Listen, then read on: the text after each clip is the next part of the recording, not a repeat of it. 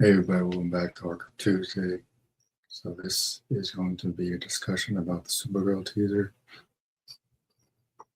So when this dropped, I was curious. I know a lot of people have a little bit of a split reaction to the tone that's being set for this character, and I think it looks great. Um, I think Kara is a tricky character to get because most people would assume she's just a sidekick character, but like similar to Gotham Knights, she has her own story and she has her own history. Unlike Cal, she actually lived on Krypton going into her teens, so that's at least 15, 16 years of history that we can really build upon that Cal really just doesn't have, which is why that stupid message in the Superman movie with Jor-El and Lara doesn't really matter because they didn't know. If you can live on Krypton, doesn't matter. At least for not for him. It's like Peter Parker's parents, like, never know. They freaking died. And they and Ben raised them. So, like, it never really bothered me about that stupid message that Lex tried to manipulate through the media. Because, like, it doesn't matter. You never lived on Krypton. So that kind of gets me excited. I figured they would go into the background with Kara because of her history on Krypton. So we're going to get some of that with this. Like, my only concern with this DCU is I kind of hope they don't take too long to get Batman on screen in this new universe. Because I kind of want to see how this Batman interacts with the Superman. Because his interaction with Guy Gardner and the other heroes are absolutely hysterical. It was like, no one likes Guy Gardner, so I know Batman's famous for punching him in the face. So I'm kind of looking forward to seeing that. Especially when you're going to have little shit Damon Wayne as Robin. It should be even more interesting. I mean, we got the freaking Hall of Justice, so I'm kind of looking forward to seeing all these heroes sitting around the table just talking to each other. So that kind of a little bit of a breath of fresh air with the Superman film, the recent one. And Clark and Lois is talking at her apartment. It's just something you don't really get that much in superhero movies because people are like, oh man, where's all the action? This is important stuff too. This is world building right here. Pretty critical when you're actually telling a story.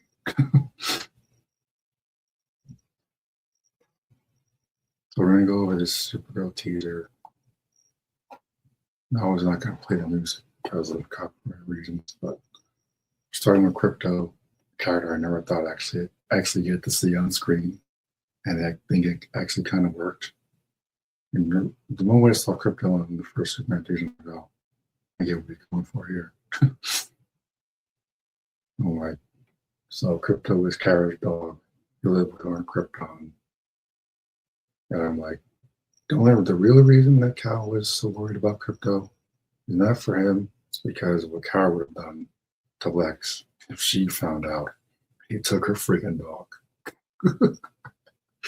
Because Kara doesn't have the morals that Clark does. Because Kryptonians, for the most part, believe they're superior to humans, which is why Zod's so crazy.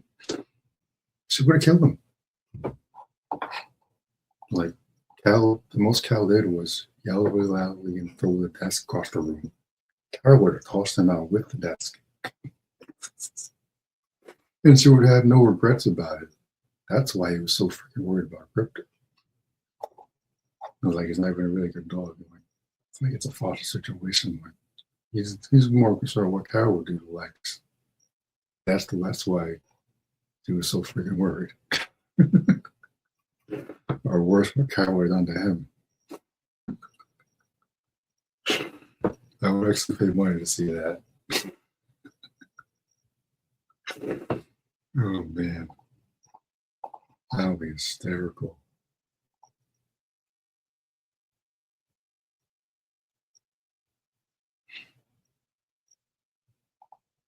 This is clearly Kara's apartment, or wherever she's staying.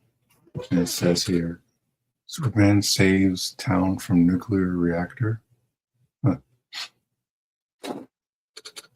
And over here, something about Kara. Supergirl saves cab or something. Then, like, the bottom right corner of the newspaper.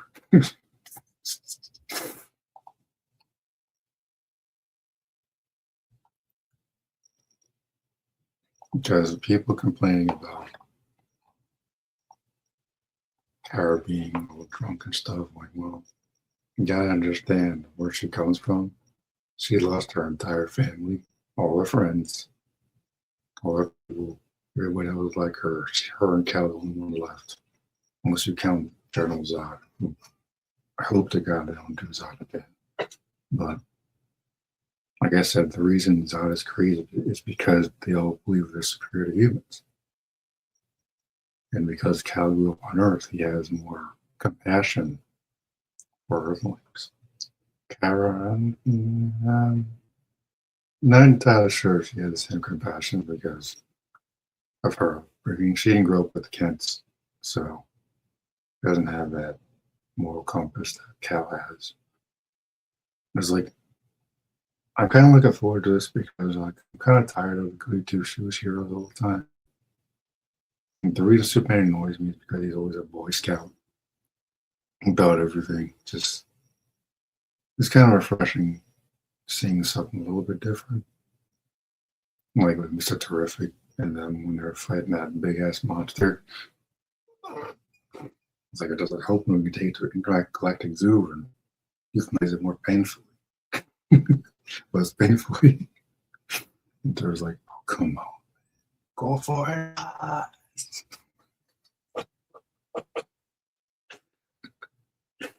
This is like, and believe me, I was campaigning against this film for a number of months, calling it Super Friends and all that, and then I actually kind of loved the film. It kind of impressed me, it kind of surprised me. And I'm looking forward to this because this is going to be another different take on, I don't want to say a classic character, a character that hasn't really worked well before.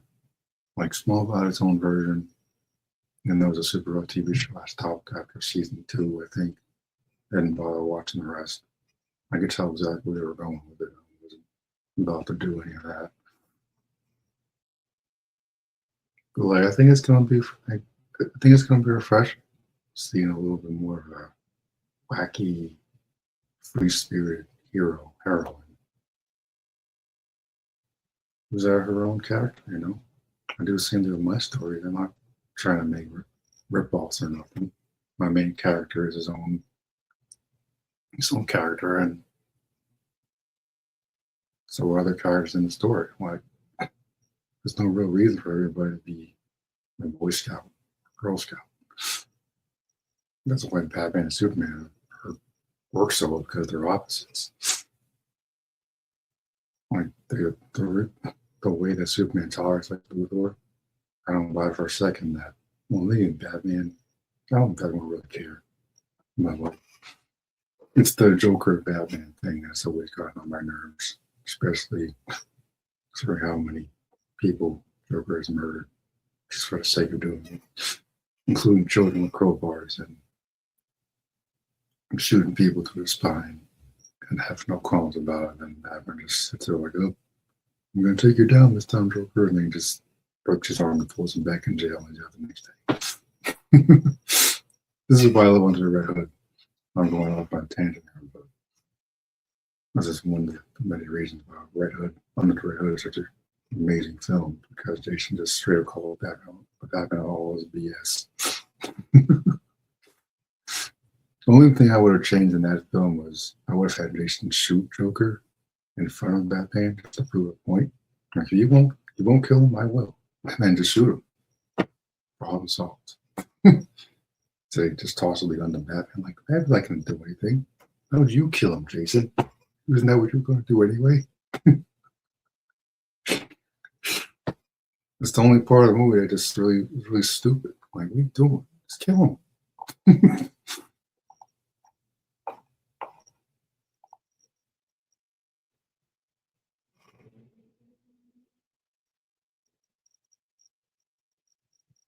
Well, I read the description on this, and it looks like it's going to be a space adventure, which I'm kind of down for. I'm kind of hoping to do the same with Green Lanterns. I saw a little bit of a teaser for it. It looks like it's going to be earthbound, a little bit earthbound. Not to go off track a little too much, but I'm really hoping that we set up the anti-life equation in the Green Lantern series, and that'll set up the base for Darkseid, New Gods, and all that stuff, and set up, Injustice, and what I'm hoping will be an amazing finale for the series, whatever it ends up being. I don't think everything will be exactly connected, but it would be nice to get an Easter egg here or there about, okay, so Apocalypse exists, New Gods exist. I mean, we get the little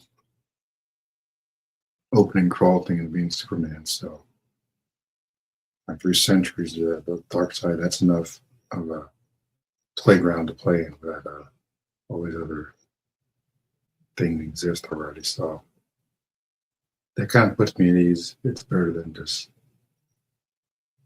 going one at a time. Like, there's already an established universe. These heroes exist. I'm sure Apocalypse exists. I'm sure New Genesis exists. And we'll get to those eventually. Gotham, Central City, Themyscira, Oa. All this stuff is out there. All we need to do is wait for the products to be released.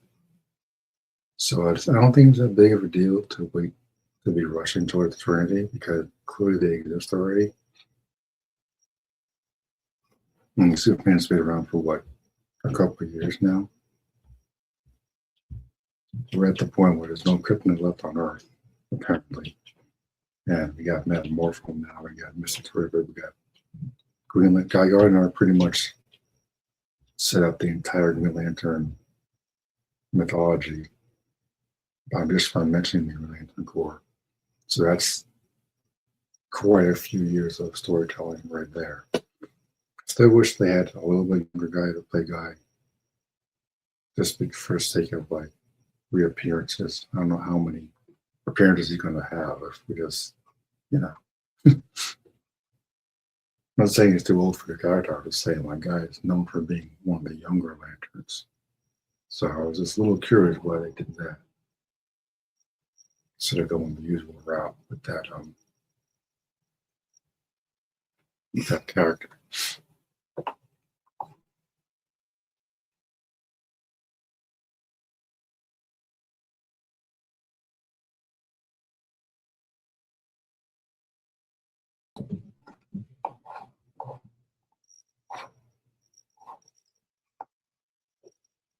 It's like they mentioned that in the first one that Kara goes to other planets, he goes to parties. I'm betting it's a little bit more complicated than that. I'm sure that's what she tells him she does, which it's probably something else entirely. Now, this could be a ship she's going on to go to one of the other planets. Well, she would be powerless on other planets without the yellow sun. So I am curious how they're going to handle that. And apparently she's celebrating her 23rd birthday. So this is taken from Woman of Tomorrow, the comic. So people that are confused about the tone, like, read a comic book. Let's start there and see what happens. I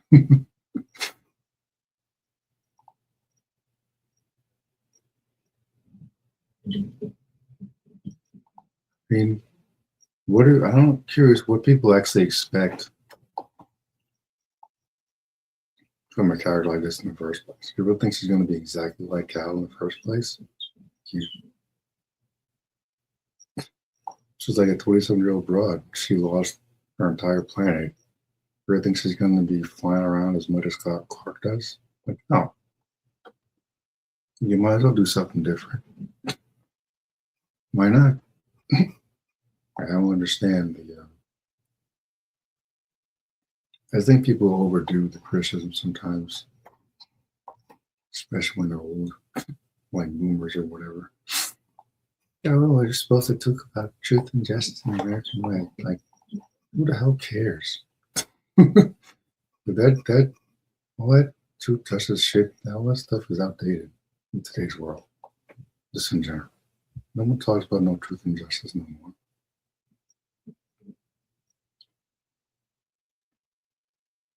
It was like that was the freaking Chris Reeves era. That was like the late 70s. 2025 now.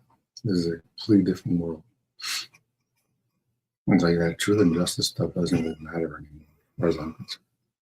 I wasn't looking for none of that in the Superman movie. I'm like, I have said this before, but the one thing I would have wanted to see would have been that interaction with him and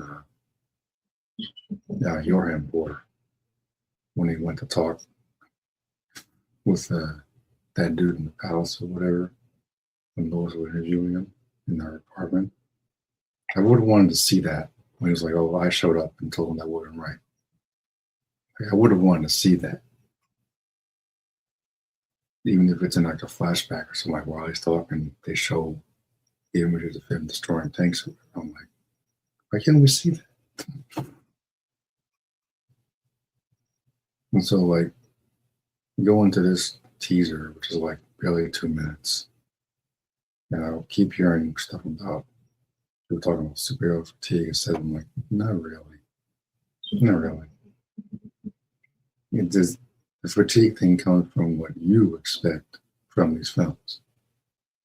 There's no, as far as I'm concerned, no such thing as fatigue, superhero fatigue. I've waited my entire life for these characters to be recognized in the media.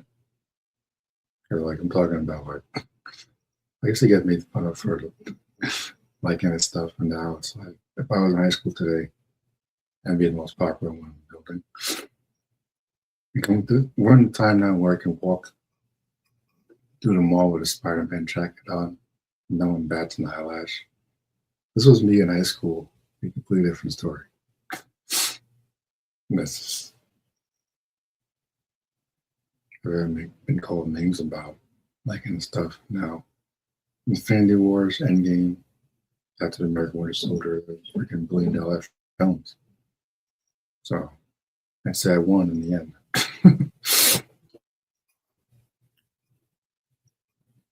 Like, can that be bad writing? Sure.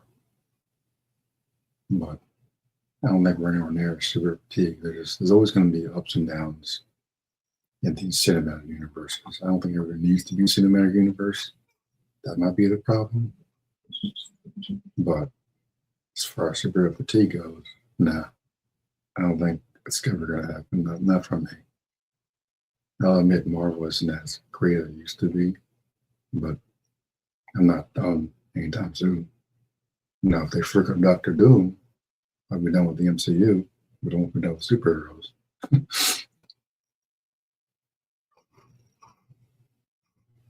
Like, tell you, man, like there's a lot right in front of me on that new Doomsday movie.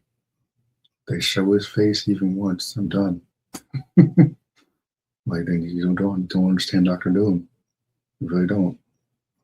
Like, don't even think about it. I want to see his face.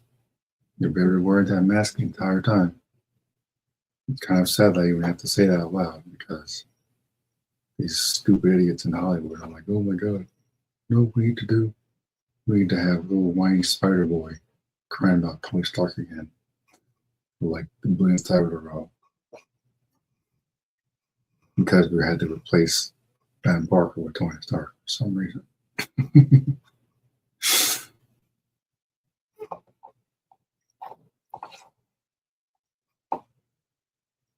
Again, I think this is a refreshing take on the character. And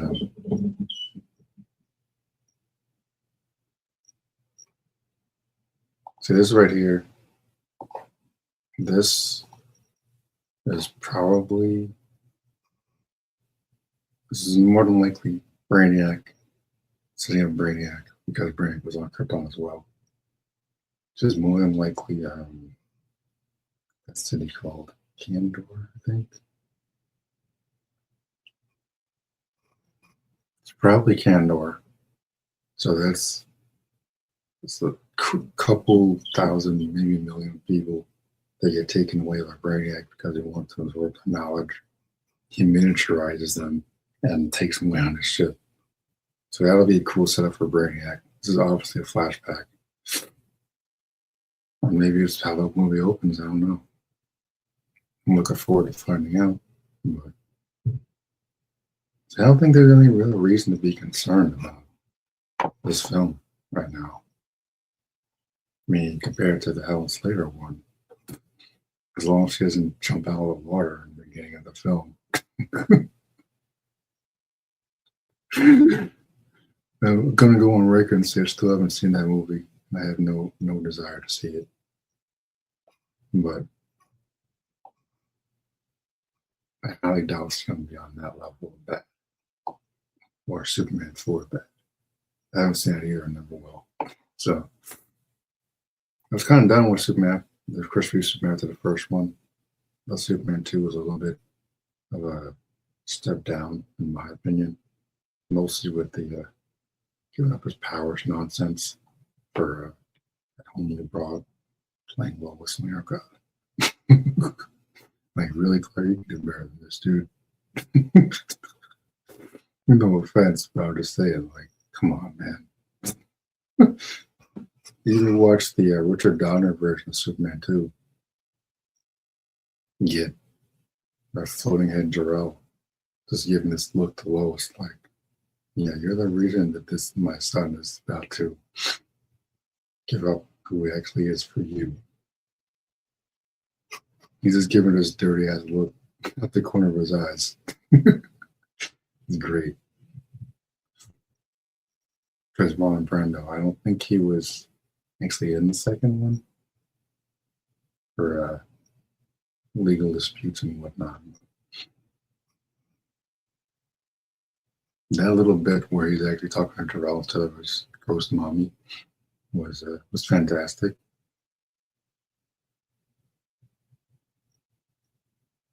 And yeah, I've never been a Superman 2 guy. This for the original one. Him stopping the missiles and all that stuff. I could do without him spinning the world on its axis. I thought that was stupid. If we can do all that, why not just go back and say what Earth thought? I'm like, come on,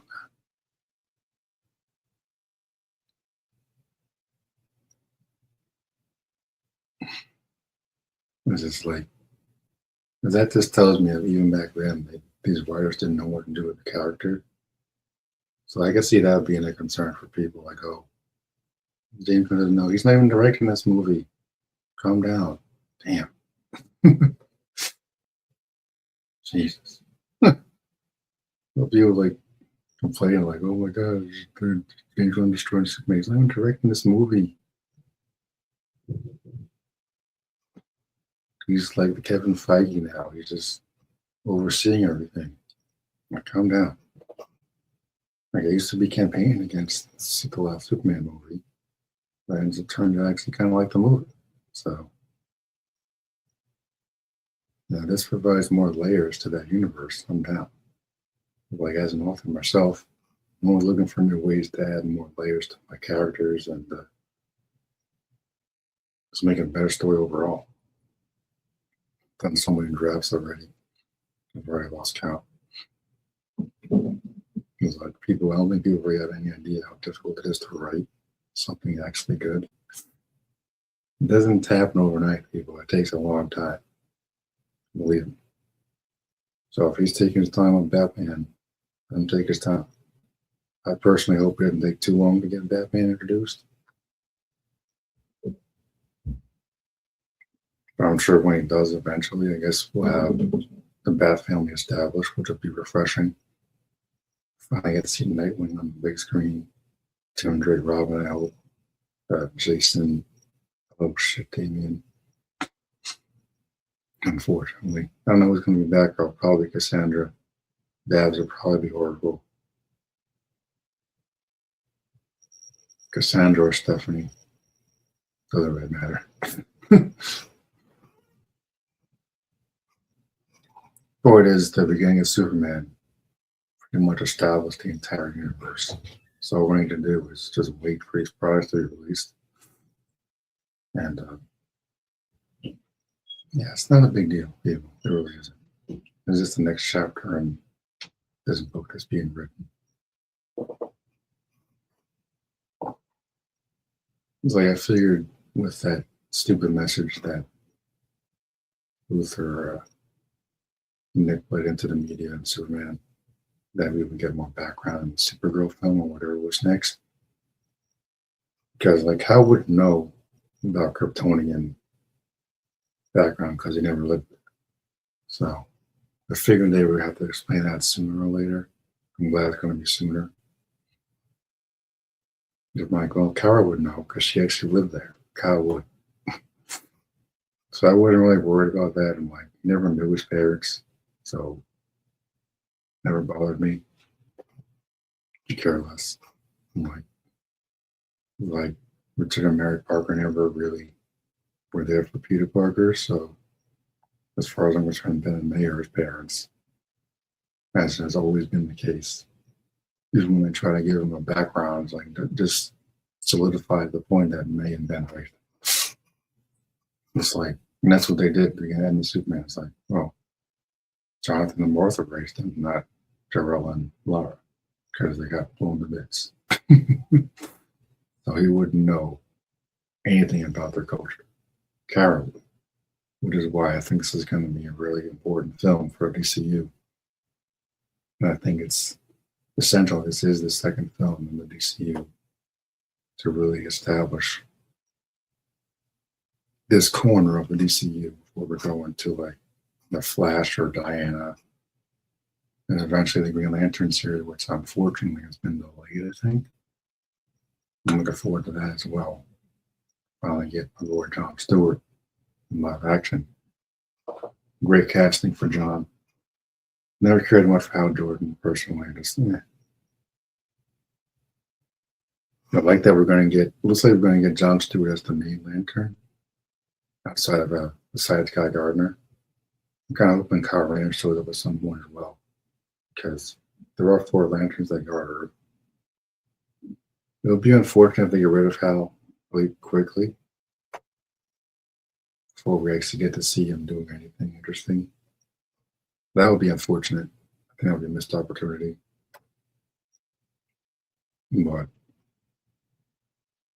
if they do kill Hal Jordan, I'm getting a little ahead of myself, but if they do kill him off, it should be on film, not on TV. It should be seen by the broader audience. Otherwise, I think some people will probably be confused anyway, with the moguls out there that don't read comics for some reason.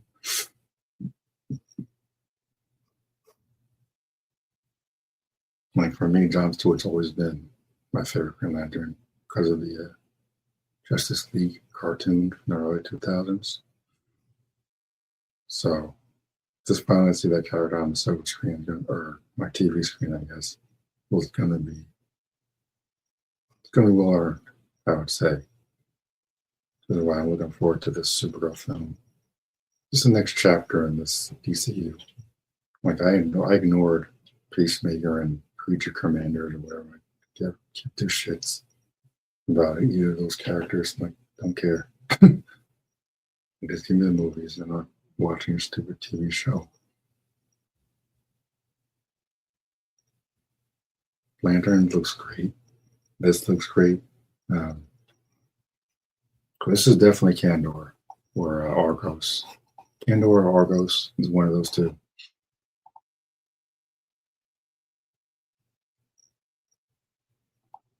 Yeah, see, it's forming a bubble around the city. And that's probably going to be Brainiac involved at some point. And that'll set him up for the next Superman movie. So it looks like he's going to have Superman and the Super Family really be the core of the DCU. And then add little tidbits here and there to set up Gotham and Central City and all that. So I'm looking forward to that, seeing how this actually comes together. You know, you can look at the look on her face like she's about to lose her entire planet. We can understand why she does what she does and why she has the attitude she has. So That right there is going to make it a little more relatable. And hopefully, take the sticks out of people's asses. They're crying about, oh my God, there's no truth and justice. Like, who cares?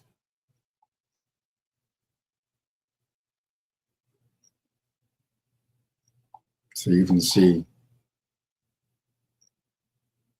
right here, she's screaming into space. She's probably venting right there about losing her planet. She lost her entire planet. Her parents, her aunt and uncle, all her friends. Only survivors are her, Cal, and Crypto, and Brainiac. Maybe Zod's out there too, but hope they don't do Zod again. But tell you, man, there's a reason for if she's a little drunk and stuff, going to parties, it's because she wants to forget everything she experienced. That's why. So it's not complicated. It's pretty clear to me.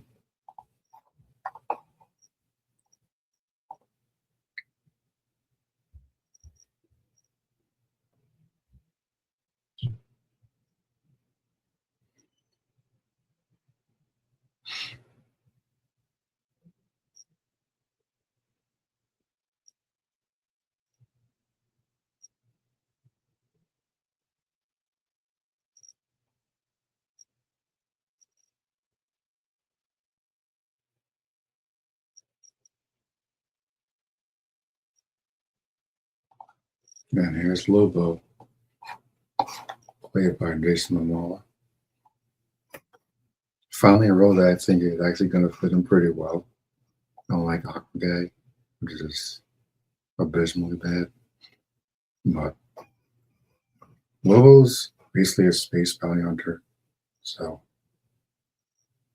more or less, that's basically what he is. So if he's in this, he's probably hunting her down, being one of the boss going. Maybe he's looking for Superman.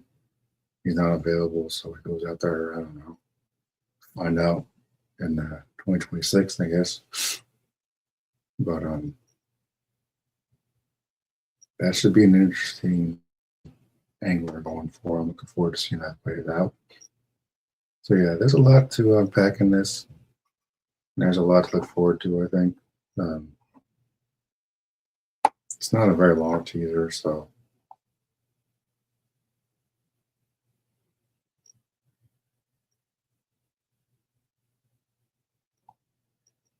but you see right here in this shot, she's got the suit and smiling and all hopeful and stuff. So obviously it's not going to be. Obviously she's not going to be all drunk and whatnot the entire time. Hopefully she'll have some type of arc. It looks like she's going to come out of that stupor a little more hopeful. I like how she says she sees the good in everyone and she sees the truth. Like, yeah, I like that. She just need to be exactly like Cal because they're cousins, but they are different people. And I think it's important that they establish that and shut up the naysayers. I mean, the naysayers are always going to be crying about everything anyway. So just leave them mad. This movie makes $1 billion, so they're going to find something to cry about. So I think it was great. I'm looking forward to it. Like I said, I don't believe in superhero fatigue. I guess whenever we talk about like comics haven't been that great lately. Peter Parker, Spider-Man in particular, just I don't know what's going on with that. I seem to find more Miles Morales comics these days at the store than Peter Parker, which is kind of sad. Just that was just one of my concerns when that character was first created. But